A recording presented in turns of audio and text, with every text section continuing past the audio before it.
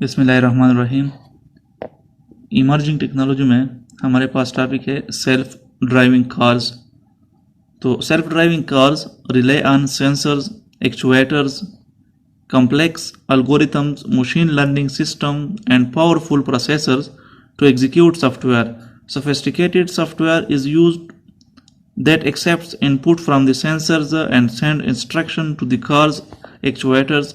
The car actuators control the steering, braking, speed, and parking of the car. The software is designed to follow all the traffic rules. Various sensors create and maintain a map of car surrounding. जैसे कि इसके नाम से जाहिर है, self driving car ऐसी गाड़ियाँ जो कि ड्राइवर के बगैर चलती है। जी हाँ, यूरोप में यह मौजूद है, हमारे यहाँ फ़िलहाल मौजूद नहीं।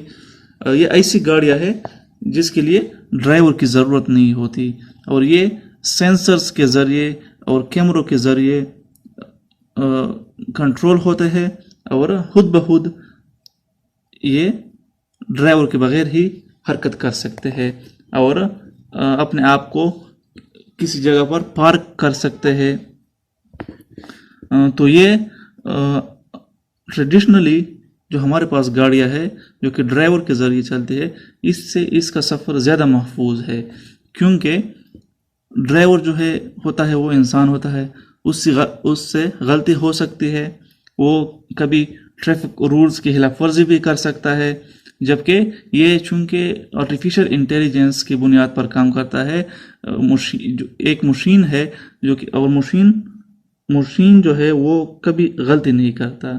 उसको जो कुछ सिखाया गया होता है वो उसी पर अमल करता है और अपने आप से कोई फैसला नहीं करता और अपने आप से कोई कानून नहीं बनाता।